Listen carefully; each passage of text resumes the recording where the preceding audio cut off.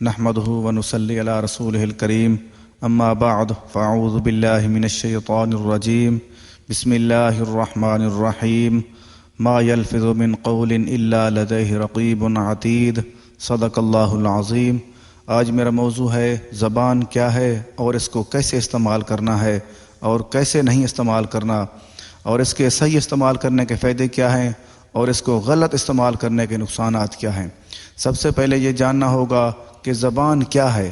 زبان اس ایک چھوٹے سے آلے کو کہتے ہیں جو اللہ تعالیٰ نے ہمارے منہ کے اندر رکھا ہے، جس کے دو کام ہیں۔ ایک تو آواز نکالنا ہے اور دوسرا ہے چیزوں کا ذائقہ محسوس کرنا۔ ذائقے کے بارے میں تقریباً ہر کسی کو پتہ ہے اور تقریباً عمل بھی ہو رہا ہے، کیونکہ ذائقہ ہر انسان محسوس کرتا ہے، جانور بھی محسوس کرتا ہے ذائقے کو۔ لیکن اس لیے حکم دیا گیا ہے صرف انسان کو کہ زبان بولنے کے حوالے سے کہ جو حکم ہے وہ صرف انسان کے لیے ہے۔ وہ کیا حکم ہے؟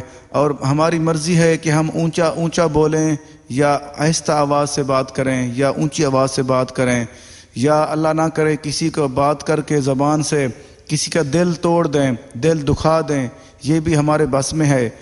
ہماری عادت تو ایسی ہونی چاہیے کہ ہم کسی کے دل ٹوٹے ہوئے جوڑیں، بلکہ توڑنے نہیں چاہیے، ٹوٹے ہوئے دلوں کو جوڑنا چاہیے۔ ایک قول عرض کرنا چاہوں گا، حضرت علی المرتضیٰ کرم اللہ وجہہ الکریم کا ہے کہ میں نے سنا ہوا ہے کہ زبان کا زخم تیر اور تلوار سے زیادہ گہرا ہے۔ مطلب یہ ہے کہ تیر اور تلوار کا زخم جو ہے وہ بھر جاتا ہے جلدی، اور جو زبان کا زخم ہے وہ نہیں بھرتا۔ ویسے ہم اپنی زندگی میں بہت زیادہ اس چیز کا تجربہ بھی کر چکے ہیں، کافی دفعہ ہمارے ساتھ ایسا ہو چکا ہے۔ اگر ہمارا کسی نے دل دکھایا ہے زبان کے ذریعے، وہ آج تک ہمیں یاد ہے۔ اگر اللہ نہ کرے کسی کا ہم نے دل دکھا دیا ہے، ہمیں چاہیے کہ آج کے بعد یہ چیز سوچ لیں کہ ایسی بات نہ کریں، ایسا نہ بولیں جس سے کسی انسان کا دل ٹوٹ جائے یا کسی کا دل توڑ دیں۔ ایسا اگر کیا ہے تو اس سے معذرت کریں اور آگے اچھی گفتگو کرنے کی کوشش کریں۔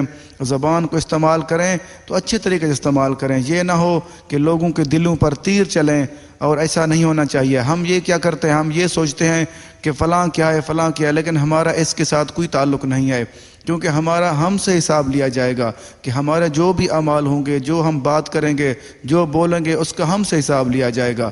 ہم کیا کرتے ہیں، ہم دوسروں کی باتیں کرنا شروع کر دیتے ہیں۔ ایسا نہیں ہے، کیونکہ ہر کسی نے اپنا حساب دینا ہے۔